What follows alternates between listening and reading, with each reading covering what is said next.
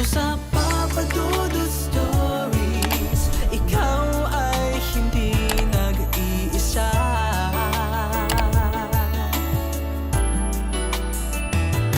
Dito sa Papa Dudut Stories, may nagmamahal sa'yo. Papa Dudut Stories, Papa Dudut Stories. Dear Papa Dudut, sa lahat po ng mga nakatutok ngayon, huwag pong kalimutan mag-like, mag-share at mag-subscribe. Maraming salamat po sa inyong lahat.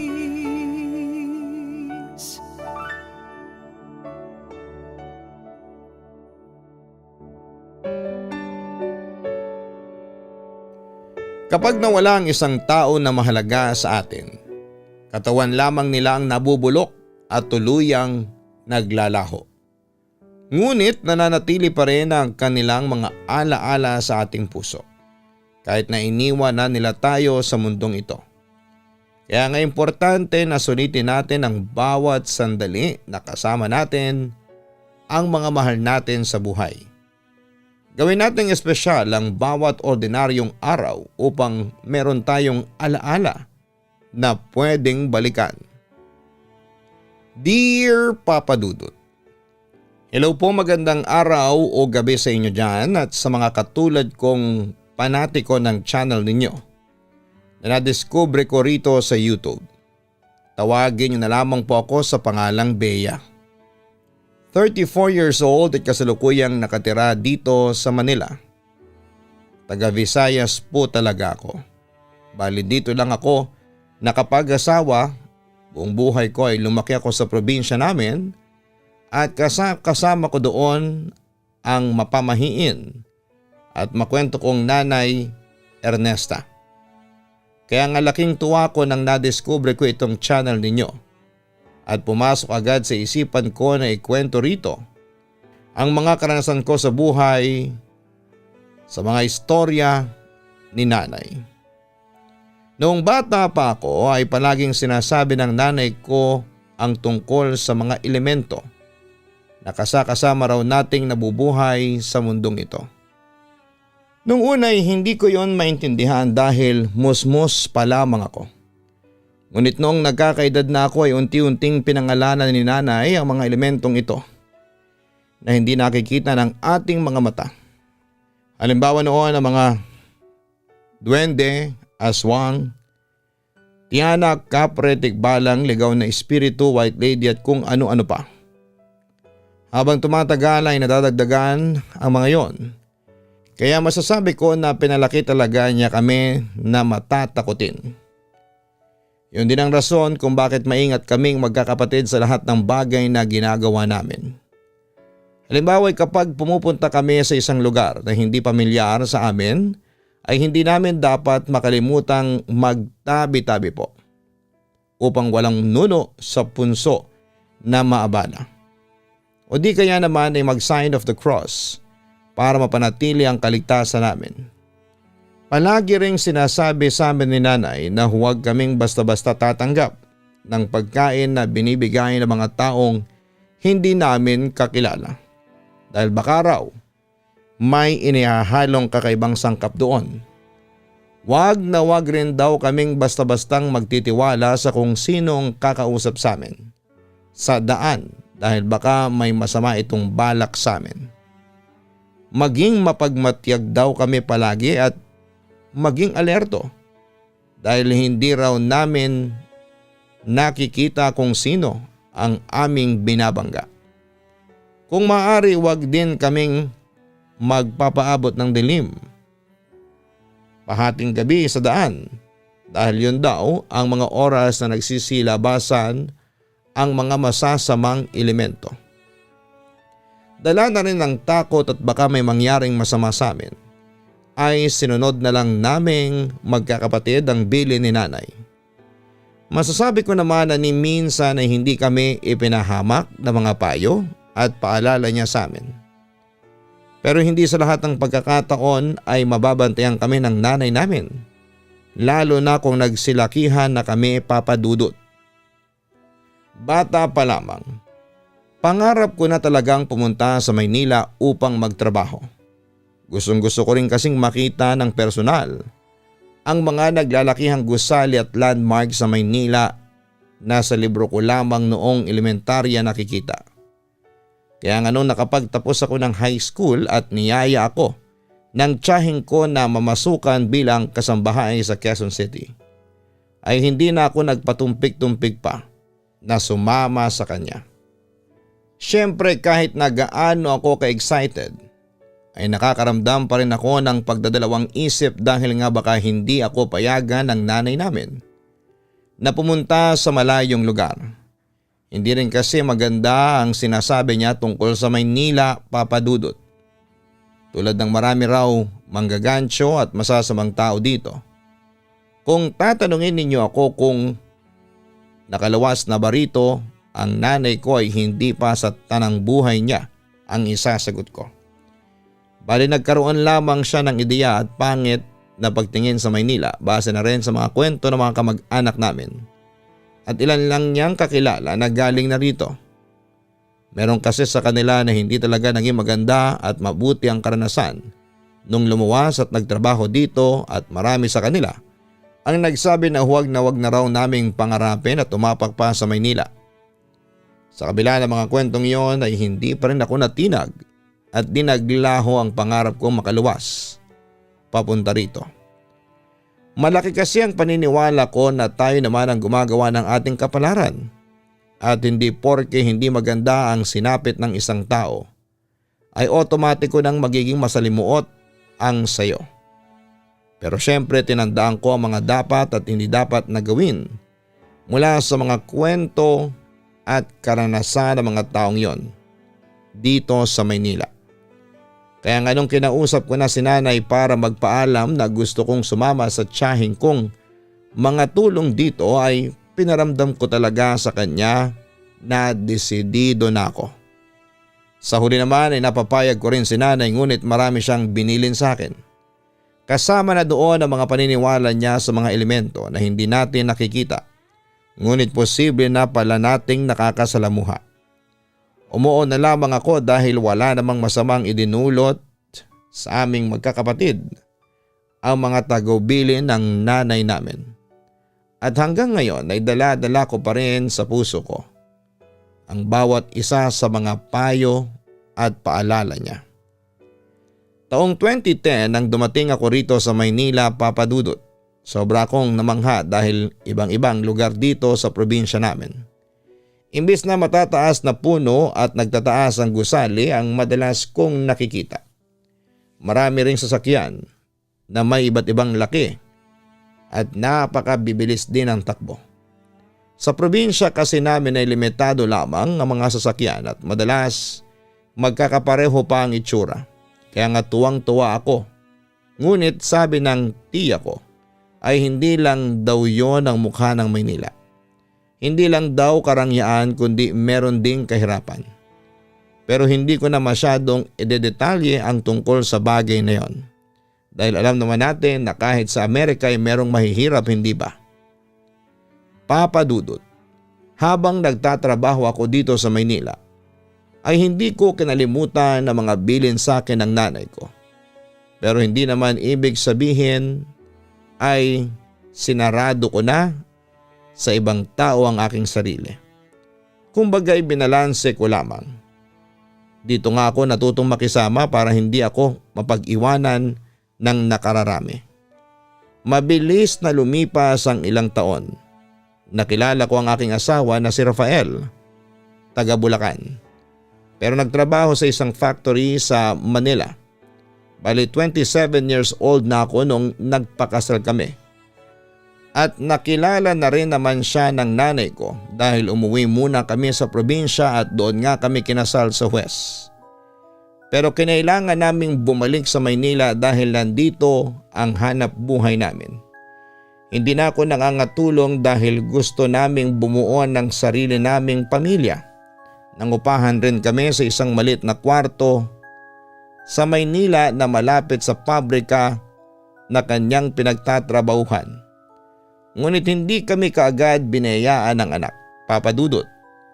Pero hindi kami nawala ng pag-asa na isang araw ay ipagkakaloob din ng langit ang kahilingan namin yon upang mabuo na ang aming pamilya. At dahil wala nga akong trabaho at naboboring na rin ako sa inuupahan namin, kapag pumapasok ang mister ko, ay naisipan kong magtinda-tinda ng mga lutong pagkain sa tapat ng paupahan namin. Buti na lamang at mabait ang landlord namin dahil pinayagan niya ako. Plano ko rin kasing makatulong sa asawa ko sa pag-iipon para in case na mabuntis na ako ay may pambili na ng mga gamit at damit ni baby. Kaso'y nag-pandemic noong 2020 kaya nawala ng hanap buhay ang mister ko. Nung una akala namin ay hindi lang sila papapasukin ng isang linggo ngunit sa umabot ng isang buwan at sa huli inanunsyo ng kumpanya niya na kailangan daw nilang magbawas ng trabahante dahil malaki na ang lugi nila dahil sa pandemya. At sa kasamaang palad, isang mister ko sa mga natanggal na trabaho. Down na down kami ng mga panahong yon dahil hindi naman ganun kalaki ang savings namin. At hindi rin namin alam kung gaano kahabang lockdown. Kaya naman desidido ang mister ko na maghanap ng panibagong mapagkakakitaan. Sa awa ng Diyos kahit pa extra ay nakakapasok naman hanggang sa lumuwag naman ang quarantine at nakahanap ng panibagong mapapasukan ng aking asawa bilang construction worker. Kaya lang ay stay in sila noon sa kanilang pinagtatrabahuhan. Kaya ako na lamang ang mag-isang madalas sa nirerentahan naming apartment. Umuuwi naman ang mister ko tuwing ikalawang linggo, Papa Dudut. Bali may day off sila na 2 araw, Sabado at Linggo. Pwede naman silang umuwi ng lingguhan ngunit pareho kaming nangihinayang sa pamasahe niya. Lalo na pag sa malalayong lugar siya na didestino. Kaya imbis na kunin ang isang araw na day off, pero lingguhan ang uwi ay kinuha na lamang niya yung 2 araw na day off sa loob ng 2 linggo. Siyempre pag nasa bahay siya ay pinaparamdam ko talaga sa asawa ko kung gaano ko kasabik sa kanya. Bukod sa pinagluluto ko siya ng mga paborito niyang pagkain, ay kulang na lang ay hindi ako umalis sa tabi niya dahil nga sa miss na miss ko na siya. At ganon din naman siya sa akin. Hindi ako madamdaming tao, Papa Dudut. Alam niya ng asawa ko kasi parang wala lang sa akin sa tuwing umaalis siya para bumalik sa trabaho nila. Pero sinasabi ko naman sa kanya na nalulungkot ako at sa totoo lang ay ayaw ko na nga siyang pabalikin doon. Pero kailangan namin ng pera, lalo na kung plano na naming magkaanak. Kaya tinitiis ko ang lungkot na nararamdaman ko sa bawat pag-alis niya at kinakasabikan ko na lamang ang muli niyang pag-uwi sa bahay namin. Kaya lang isang beses ay sobra akong naiyak sa pag-alis niya at paulit-ulit kong sinabi sa kanya na ayaw ko na siyang bumalik sa kanyang trabaho. Ewan at hindi ko nga maintindihan noon ang aking sarili. Yun naman pala ay meron ng sorpresa na naghihintay sa amin na hindi pa namin alam pareho. Sa huli umalis pa rin si Rafael pabalik sa kanyang trabaho at naiwan akong mag-isa sa aming inuupahan. Doon ako umiyak ng umiyak kasi pag hindi ko ginawa yun ay para bang sasabog na lamang ang dibdib ko sa labis na lungkot. Natatandaan ko na nararamdaman ko lamang ang bagay na yon pag malapit na akong magkaroon ng period. Kumbaga'y bumababa ang happy hormones nating mga babae at mas nagiging emosyonal tayo.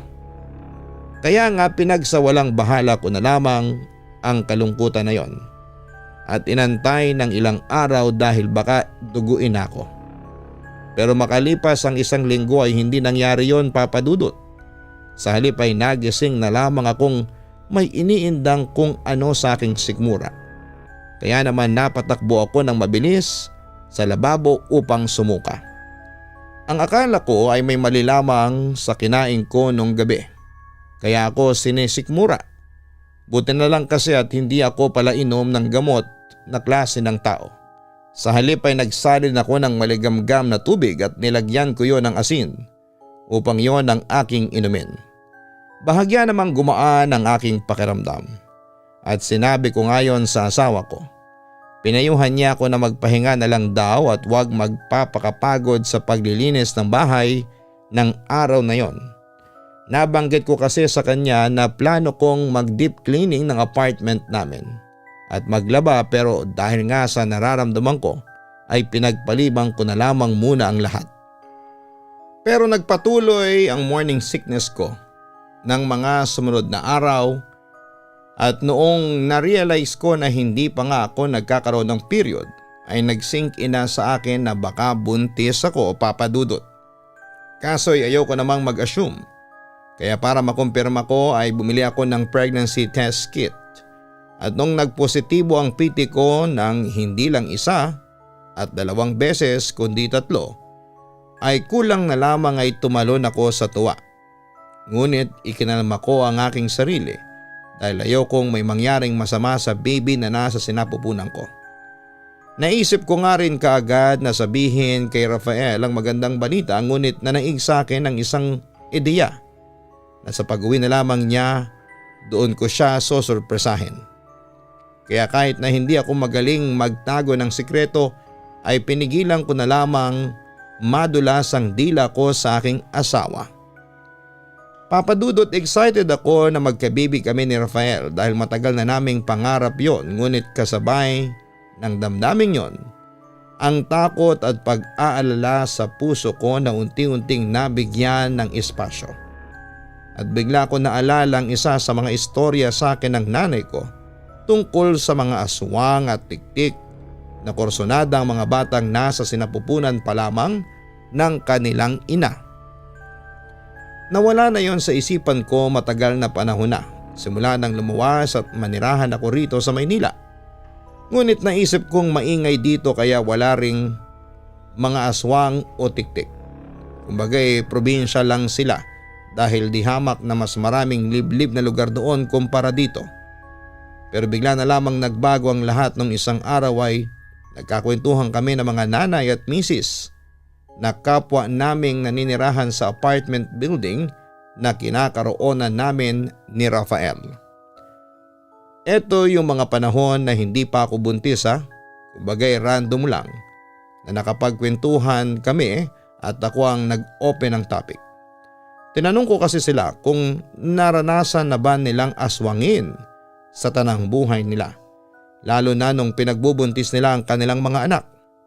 O kung naniniwala ba sila sa aswang at elemento na hindi natin nakikita ngunit posible nating nakakasalamuha.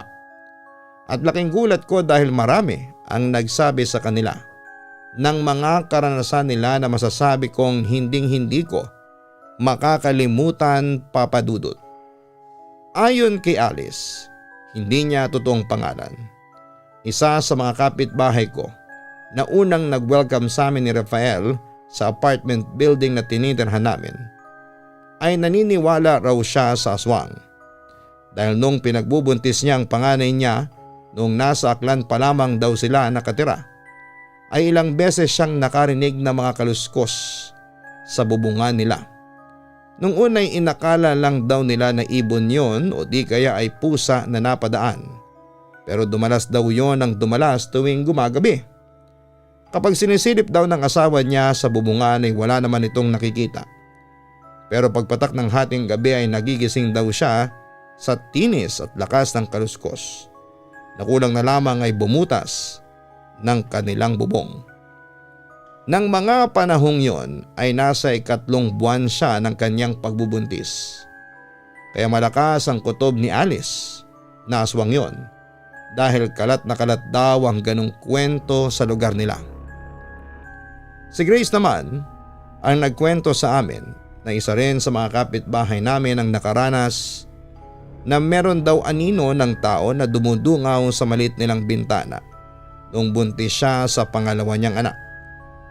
Ang mga panahong yon ay nakatira sila sa Morong Rizal at bukid daw ang katabi ng bahay nila. Nung unay napagkamalan daw niya yung asawa niya dahil nga may isang beses na lumabas ito ng isang gabi upang bilhin ang pagkaing pinaglilihan niya. Inakala raw ni Grace, papadudot, na nakauwi na ang asawa niya kaya naman excited sana siyang pagbuksan ito ng pinto. Ngunit naalala niya ang bili nitong hanggang hindi naririnig ang boses nito na nasa kabilang pinto na nagkukumpirma na nakarating na siya ay huwag raw bubuksan ni Grace ang kanilang pintuan. Nang mga panahong yun wala pa silang masyadong kapitbahay at talaga namang liblib ang paligid. Marami rin ang masasamang loob kaya naman ingat na ingat silang mag-asawa. Kundi lang daw talaga naaawa sa kanyang mister ay hindi ito lalabas para bumili ng gusto niyang pagkain. Kaya nga bago pa mahawakan ni Grace ang bukasan ng pinto ay natigilan siya at nagtanong kung ang asawa na raw ba niya ang nasa labas at kumakatok. Pero wala siyang narinig na sagot kaya kinabahan siya at natakot. Tapos ilang sandali pa ay nakarinig siya ng mga yapak papunta sa bintana nila at nanlaki ang mga mata niya nang may ulo ng tao na pilit dumudungaw doon. Hindi naman maliwanag ang labas ni na Grace, gayon din ang ilaw ng bahay nila. Kaya hindi niya lubos maaninag ang mukha ng taong nakadungaw sa bintana. Ang natatandaan lamang niya, ang kulay puti sa mga mata nitong nandidilat habang nakatitig sa kanya. Sa takot ni Grace ay sumigaw daw siya ng pagkalakas-lakas. Kaya tumakbo palayo ang taong yun at makalipas ang ilang sandali ay siya namang pagdating ng kanyang asawa. Kinuwento raw niya sa mister niya ang nangyari at agad silang nag-report sa barangay na nakakasakop sa kanila. Hindi rin nakalimutang mag-share ng karanasan ng isa pa naming kapitbahay na si Aleli Papadudut. Sa probinsya naman daw nila yon nangyari dahil doon sila nagstay sa bahay ng biyenan niya noong nagbubuntis siya. Bali inabutan kasi sila doon ng lockdown.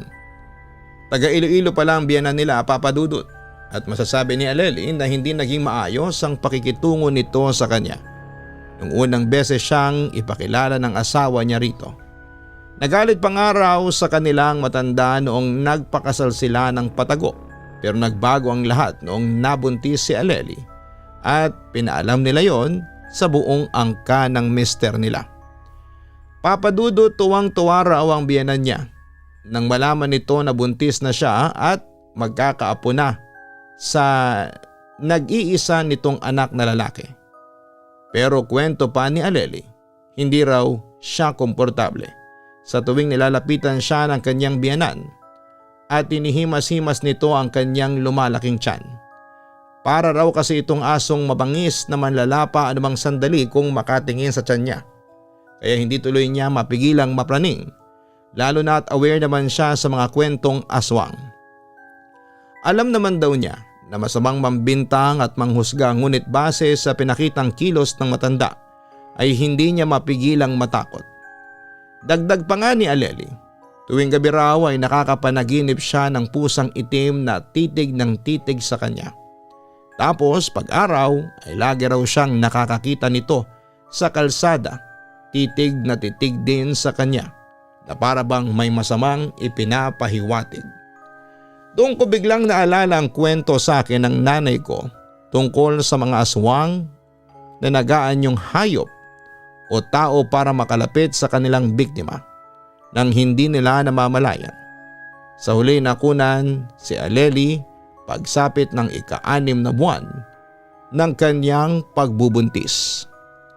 Hindi lang yon ang mga kwentong ibinahagi sa akin ng mga kapitbahay naming nanay na nakaklose ko talaga Papadudut. Marami pang iba kaya naman noong nalaman kong buntis ako ay napangibabawa na ng matinding takot ang kasiyahan at pananabik na nararamdaman ko. Pakiwari ko ay hindi na ako ligtas sa inuupahan namin dahil anumang sandali ay merong elemento na pwedeng kumuha sa baby na nasa sinapupunan ko. At ayokong mangyari yon dahil noon pa lamang ako nabuntis.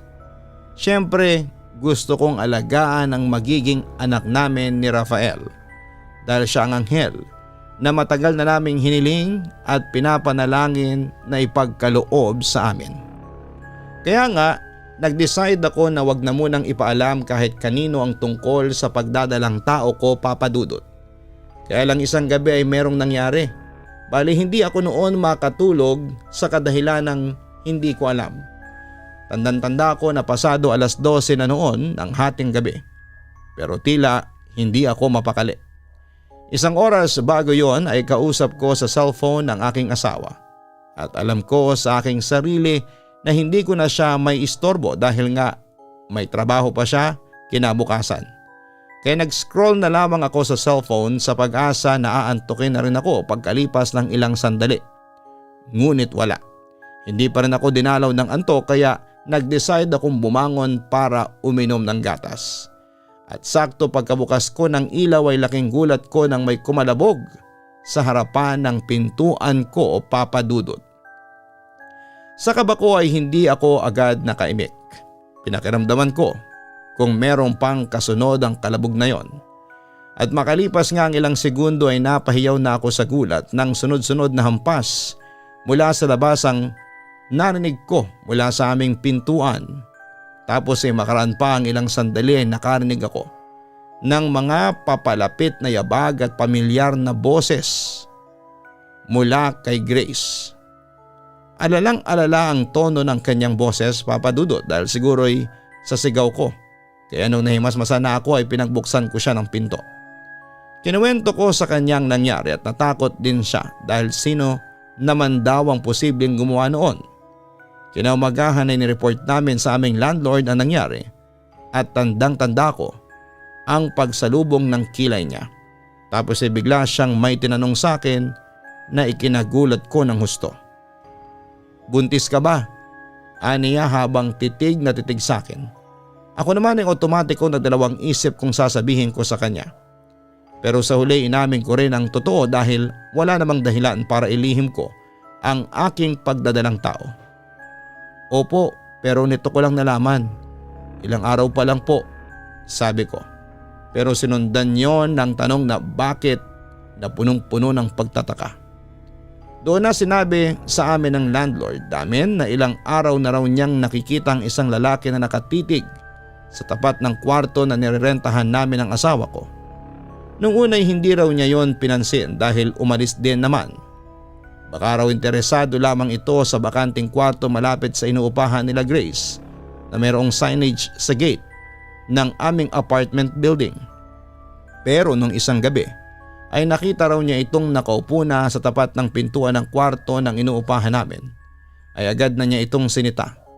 Mabilis raw itong tumakbo ng hinabol ng landlord namin ngunit agad na nawala sa kanyang paningin. Nung hinanap niya raw ito ay isang malaking ibon ang dumaan sa kanyang ulunan. Nakamuntik pa raw siyang tukain. Mayahalin tulad daw ang ibong yon sa isang buwitre o vulture na kumakain ng mga lamang nabubulok, mapahayop man o tao. Papadudot doon na ako nakaramdam ng kaba at hilakbot sa paniniwalang aswang ang nilalang na yon. Ganon din ang paniniwala ng mga kapitbahay ko kaya naman natakot sila para sa bibi na nasa sinapupunan ko. Nang sinabi ko yon sa nanay ko nang minsang kaming nakapag-usap sa cellphone ay binalaan niya ako na mag-alsa baluta na. Wag na raw akong manatili sa tinutuluyan namin ni Rafael dahil di raw magiging ligtas ang sanggol na nasa sinapupunan ko. Agad ko rin yung sinabi sa asawa ko at mas nanaig sa kanya ang pag-aalala kaya naman agad-agad din na naghanap kami ng panibagong matutuluyan. Sa kasalukuyan ay naipanganak ko ng ligtas ang baby namin ni Rafael. Pero hindi talaga ako pinatahimik ng mga kwentong aswang ng nanay ko at personal kong karanasan mula rito sa buong panahon ng pagbubuntis ko, Papa Dudut. Kaya nga kung todo bantay sa akin ang asawa ko at pinaluwas pa namin sa Maynila ang kapatid ko para makasama ko nang sa ganon ay hindi na ako matakot. Nung masilang ko naman ang baby namin ay nabawasan na ang kaba ko sa dibdib ko. Pero takot na akong magbuntis ulit dahil posible pa rin palang magkaroon ng aswang sa isang matao at maingay na lugar katulad ng syudad. Papa Dudut, masasabi ko na malaking bahagi ng takot na ito ang mga istorya ng nanay ko sa amin nung kabataan namin. Pero alam ko na wala naman siyang masamang hangarin kaya niya kami pinag-iingat sa mga bagay na ginagawa namin, lugar na pinupuntahan at tao na nakakasalamuha. At kahit na nga nitong taon ay pumanaw na ang nanay ko, masasabi ko na dala-dala ko pa rin sa aking puso ang mga payo at pangaral niya. Kasama na rin ang mga istorya niya na gusto ko ring ikwento sa aking anak pag lumaki na siya. Hanggang dito na lamang ang sulat ko, Papa Dudut. Maraming salamat po sakaling mabasa niyo ito at may ere sa inyong YouTube channel. Lubos na gumagalang, Bea. Ang gusto ng mga magulang ay mapabuti ang kanilang mga anak, kaya nila ito pinapayuhan. Halos karamihan sa mga magulang ay ayaw mapahamak ang mga anak nila.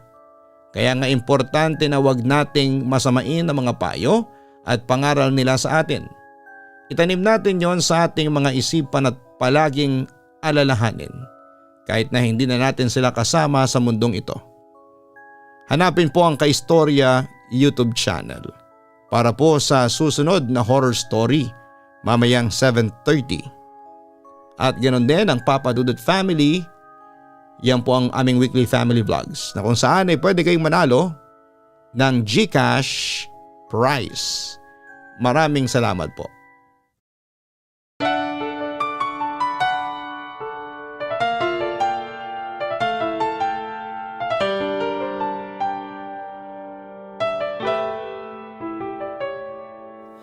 Ang buhay ay mahiwaga, laging may lungkot at saya. Sa Papa Dudut Stories, laging may karamay ka.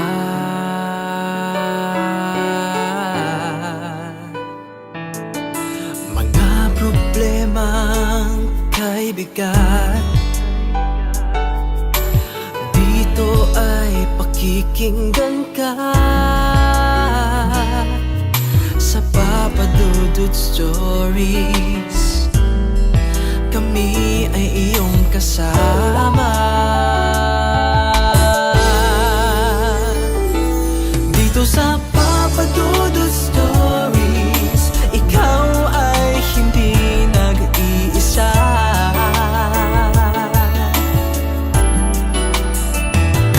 Dito sa Papa Dudut Stories, may nagmamahal sa'yo.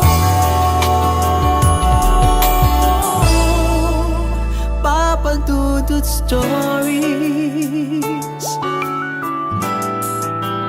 Papa Dudut Stories.